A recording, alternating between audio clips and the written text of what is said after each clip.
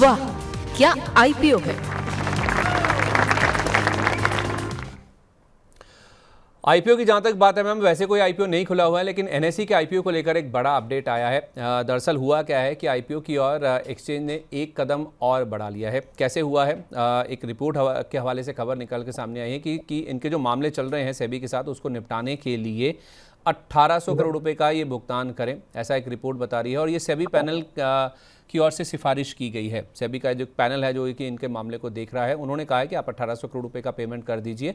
और ये कोलोकेशन से जुड़ा हुआ मामला है, जिसमें सेबी की एक HPAC कमेटी बनाई गई थी, एक पैनल बनाया गया था जिसने ये सिफारिश की है। अब इस सिफारिश को इनकी जो 2 मेंबर WTM पैनल है उससे मंजूरी की ज़रूरत है। अगर वहाँ से भी अप्रूवल आ जाता है, फिर ये 1800 करोड़ रुपए में ये कोलोकेशन वाला जो मामला है पूरी तरह से सेटल हो जाएगा। आईपीओ के लिए रास्ता पूरी तरह से खुल जाएगा। अब आपकी जानकारी के लिए बता दूं, एनएसई पहले से ही पिछले साल ही इस पूरे मामले को लेकर 1387 करोड़ रुपए की प्रोविजनिंग ऑलरेडी पहले ही कर चुकी है। तो इतनी प्रोविजनिंग हो रखी है और करीब करीब इसमें से ये जो प्रोविजनिंग की हुई है, इतनी प्रोविजनिंग में से करीब 600 करोड़ रुपए के आसपास की रकम एस्क्रो अकाउंट में पहले से ही जमा है। जो बाकी बची अंतिम भुगतान वाली राशि है, जैसे ही आदेश आ जाएगा उसके बाद इसको भी एस्क्रो अकाउंट में जमा कर दिया जाएगा।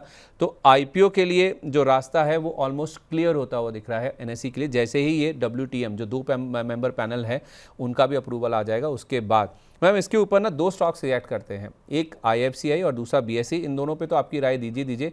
ये एनएसई के आईपीओ पर भी आपकी राय दीजिए, क्योंकि इसमें OFS का भी लोगों के पास अप्रूवल आया हुआ है, मतलब ऑफर आया हुआ है। आई थिंक 27 अप्रैल उसकी डेडलाइन है। क्या उनको शेयर टेंडर करने चाहिए उसमें?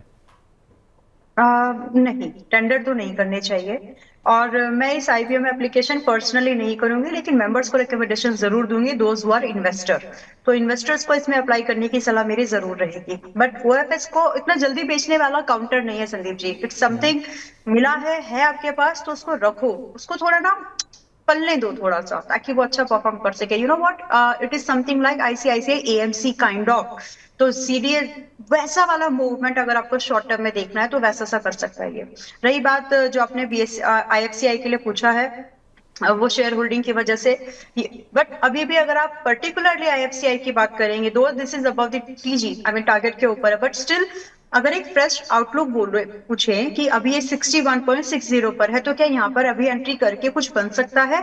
Absolutely yes. प्रोबेबिलिटी एब्सोल्युटली, तो प्रोबेबिलिटी है कि अच्छा खासा टारगेट 68 ऑनवर्ड्स अप टू 75 और दिखा सकता है। तो आप लोग चाहें तो इसको कंसीडर करें। दो your stop loss gonna be strictly at 55, इतना तो मेंटेन करके चलना ही पड़ेगा। और अगर हिट हो जाए तो छोड़ दीजिए, चांसेस बन सकते हैं कि आपको 52 रुपए पर दोबारा एंट्री मिल जाए। तो फिलहाल के लिए इसमें भी एंट्री बनाई जा सकती है। BSE मेरे पर्सनल पोर्टफोलियो में है, तो मैं रिकमेंडेशन नहीं दे सकती। NSDL, BSE एंड MCX, ये 3 ऐसे स्टॉक हैं फाइनेंशियल सेगमेंट में से जो मैं आज अभी भी होल्ड करके चल रही हूँ। ठीक है, तो 61-60 पे आप कह रही हैं कि ले लीजिए। स्टॉप लॉस 55 का है और टारगेट इसके 67 और 70 के 75, 67 और 75 तक स्टॉप लॉस आप लगाइए 55 का।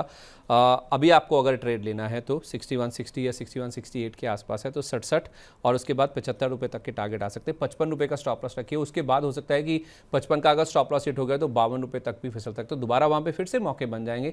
लेकिन पता नहीं वहाँ तक आएगा नहीं आएगा, तो 55 का स्टॉप लॉस लगा के अभी आप खरीदिए 67 से 75 रुपये तक के टारगेट्स के लिए।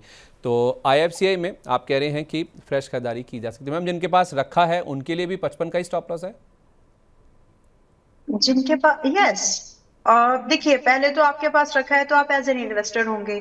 बट ये जो टारगेट है ना संदीप जी, मैं एक और चीज यहाँ पे इस तरह से इसको रखना चाहती हूँ, जैसे 67, 75, ये बहुत छोटे टारगेट्स हैं। ये उनके लिए है जो 3 महीने 4 महीने या फिर दिसंबर मैक्स होल्ड करना चाहते हैं। बट इसकी ये रियल पोटेंशियल नहीं है। इसका रियल पोटेंशियल स्टार्ट होगा 90 ऑनवर्ड्स।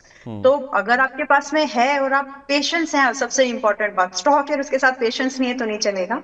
लेकिन स्टॉक भी है और आपके पास, लिटरली आप धैर्यवान बन सकते हैं स्टॉक की रियल पोटेंशियल को चेस करने के लिए, क्योंकि हिम्मत लगती है। प्रॉफिट आता हुआ ऐसा लगता है कि आ गया है चला ना जाए, वो फील जो है, जो फियर है, उससे आपको लड़ना पड़ेगा ना। उसको आप अगर आप उसको ओवरकम करें तो 90 रुपीज का टारगेट आप मान के चले कि 1.5-2 साल में 1.5 साल मैक्सिमम आ जाएगा। तो ये है इसका रियल पोटेंशियल, और current price it is like 50%।